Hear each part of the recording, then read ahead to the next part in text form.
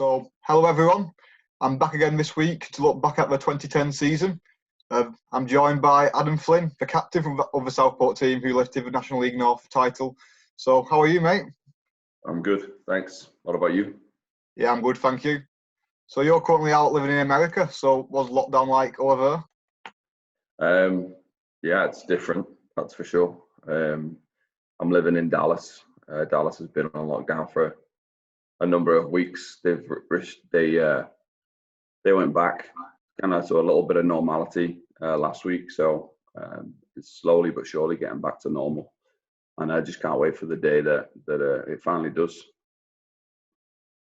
And you're a football coach over there, so are you missing, day to day, just being part of the team and like coaching? We're still doing our own bits. We're doing a lot online, and they call it soccer coach over there as well. So yeah, I mean, I've never been so busy, to be honest. We've kept ourselves busy with calls with the teams. We've done a lot of stuff online, creating videos and stuff for the players. And so yeah, I think it's certainly tested us from that perspective, not being able to be with the players, but at the same time, we've got super creative and made sure that our players are keeping busy. Is it a weird dynamic, like not being there with the players when we're training and doing stuff over Zoom with them? Yeah, because one of the biggest impacts you can have on a player is that being in the same vicinity as them, being able to impact them with the words that you say and push them as hard as possible. But the reality is, with any player, as it was the same with our group in particular. The motivation comes from within the player, and if the player wants to get better, then they'll go outside and they'll do it themselves. So earlier end of last month and earlier this month, we've been looking at 10 years since Southport won the National League North title at Eastwood away. So what are your memories of that season and in particular the final day? Yeah, asking me my memories of anything is tough because I have a terrible memory. I think I headed too many balls. But I think the biggest thing that I remember is like just watching the video back of the last game of the season, and what that meant to us in terms of beating Fleetwood to the title was obviously very important at the time because Fleetwood were a team at that time that had just started to plough a lot of money into the team, and here it is, little old Southport with a much lower budget, beat them to the league title that year. And I think it was a massive accomplishment from the lads and the club as a whole. And I think if you look back, it was thoroughly deserved as well. Of course, you needed a win on the final day of the season. So as captain, how did you sort of like calm the team down and like take the pressure off everyone? I don't know. I think we had a lot of leaders on our team. It wasn't just me. There's plenty of people that could have been captain. I mean, I was just fortunate enough to have the armband, that year, or for a couple of years. But I think it was a team effort in terms of we had a lot of experienced lads on the team. We had lads that had won the league before. Parley and Big Earl in particular. So I think with those lads in the team, Alan Mugan was in the team. There's a lot of experience there, and I think we all knew what we had to do. We were super professional about it, and I know we got the job done. There was no doubt about that. Obviously, in the build to that game, there'd been stuff with like Fleetwood going to a FA hearing about getting more points or different things like that. So was it hard not to get distracted by that, or was your just focused purely on doing your job? Not really, no. I think we used to laugh at that because, they needed that to move above us in the league. I think it was Farsley Celtic, was it that year? Or something like that. They disbanded and people lost points and blah, blah, blah. But at the end of the day, we gained more points than they did according to the rules, and we won the league. So, I mean, there's not much we could have done about that. It was quite a fierce competition between you and Fleetwood, like quite a good rivalry. So that's sort of motivate you and like pump you up even more heading into those games? Yeah, I mean, at the time, I think Sean Clancy played on that team, and couldn't wait to kick him, to be honest. But I had to find him first on the field, and I think we all had someone that we knew. And the non-league world is a small world when it comes to football. You know everybody knows you, and when you play against each other, everybody's a rival, but everybody's you have friends on the team as well. But like you said, once you cross that line, you have no friends. I think the rivalry between the fans, you know, they're just up the road from Southport. The rivalry was obviously there, and therefore you felt that on game day as well. So when it came to it, you know, you'd give everything you could to beat them. And on Boxing Day of that season, you did beat them, and it was a nice 5-0 victory. So, how satisfying was that? Oh my God! I mean, I just remember all the fans and even some of the staff and players like getting the snow off the pitch. And I think you know, when we realised that people were going to the lengths they were going to get the game on, some of the lads were gutted because they'd been out the night before, I'm sure. But no, we absolutely pulled it off that day, and I know Big Earl scored a couple of goals that day. Is that right? Yeah, that's right. You know, and he had a thing that year of popping up with some important goals, and I think, you know, that certainly led the way for us. And no, it was a huge victory, and you know, probably one of the best that season for sure.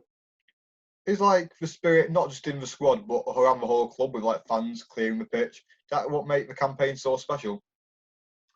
I mean, I think honestly, I think the bond between the lads and the fans and the staff, so like the chairman and stuff like that, I think that's what made that team and that year so special. You know, there was no, you know, there was no big time Charlies in the dressing room. If there was, it would have been sorted out pretty quickly. So, you know, I think Liam built a group of players that he knew would be successful at that level. He knew that there was no egos in the room, and he knew that he knew what it took to win. And it's as simple as that, really. It's something that I've learned from him in terms of the way I coach my teams now. You know, I wouldn't say I've played the same way, but there's that drive to win and be a winning coach and things like that. And I think that's what drove him then to produce the season that we saw. How good was Liam's man management to get the best out of the team he had? I mean, just look at his results. I think his results speak volumes of the type of manager that he was. So I think if you look at that, I mean, there's no better non-league coaches out there, I don't think, from a man management perspective. You know, they talk about Alex Ferguson not being the best coach, but being the best man manager of his players. And I think Liam was the non-league version of that. And of course, you were the coach at the time yourself, and you're coach now. So that's sort of like, for you, see how good he actually was, to see what he does, and like just to learn from him. Yeah, man management for sure. I think Liam will be the first himself to admit that, you know, he wasn't the greatest coach in the world, but you know, he, like I said, he knew how to win, and when you become a professional football player or a semi-pro player, at the end of the day, it's about winning. And I think he proved that, you know, he had the knowledge to be able to put a team together and to win. And I think a lot of people try it. A lot of people go out there, think they can do it. It's just not as easy as it looks. And I mean, at that level, he obviously he smashed it. And obviously, he's now back at the club, so you're pleased to see him back at Hague Avenue.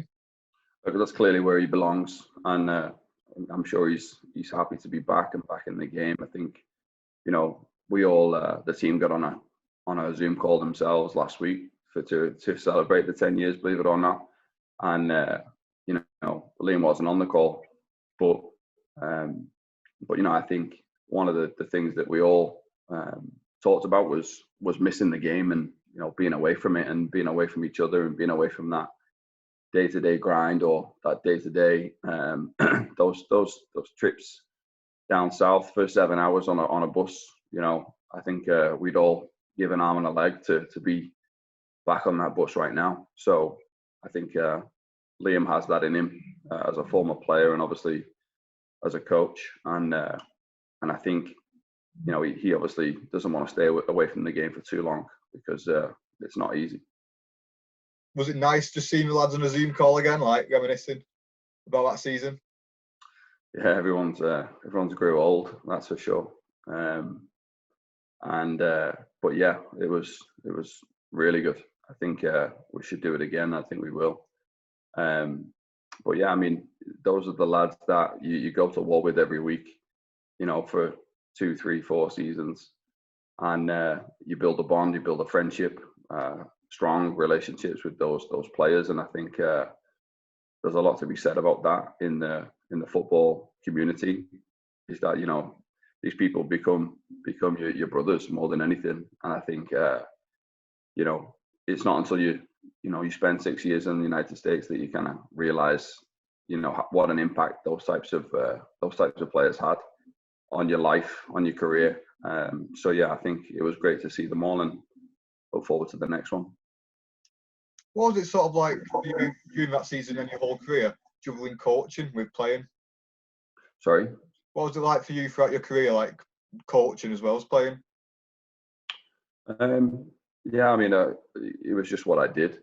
I mean, I'd done it before I got to Southport. I'd done it for the 6 years leading up to that. So, excuse me, it was something I'd always done, something I was comfortable doing. You know, so it wasn't a massive change. It was funny because a lot of the lads used to coach on that team, like your likes of Alan Mugan and Matty McGinn, Paul Barrett. I know Paul Barrett wasn't part of that season, but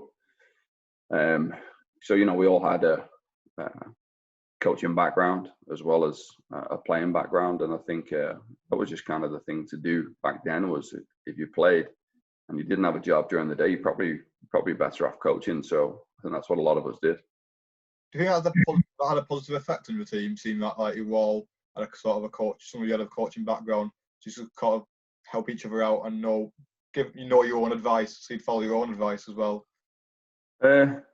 Well, that comes back to the leader question, you know, about me being the leader and things like that. There were so many different leaders and coaching minds in the room that I don't think that affected anything at all. I just think because we certainly didn't play the way that we probably coached. You know, we played to win, whereas we were all youth coaches. I don't think any of us were coaches of, you know, adult men. And I think that was the biggest difference, is that, you know, we were coaches of youth players, trying to develop them in the game in many different ways. Whereas, you know, Liam was a coach of men, and men that wanted to win. And so, you know, there's a huge difference there. And just finally, obviously you mentioned those long coach journeys with the team, but how good is that coach journey back from Eastwood on the final day of the season? It was good, yeah. I saw some pictures recently. I think Potsy took some pictures on the way back, or even the bus driver, Mad Max, we used to call him, and he used to bring cakes on the bus for the lads, and I'm pretty sure we weren't allowed to have them unless we won. So maybe that was the motivation, certainly for me. Just kidding. But the Eastwood one, I just remember seeing, like, I didn't drink at the time. Not that I drink heavily now, but I didn't drink at the time alcohol, and I saw a picture with I had a bottle of beer in my hand, so I must have been excited. So, but it was a fun one. Every trip back from every game was special with that group. It just was. That's just the type of team that we were. We went bonkers regardless of if we just won the league or not. You know, so it was no different. I think the biggest difference was we all got on the phone to the Fleetwood chairman and gave him a load of crap over the phone. You know, so I think it was Kevley throwing you under the bus. Well, thank you for joining me today, and thank you for sharing your stories. Yeah, no worries. Thanks. Good luck to you for next season.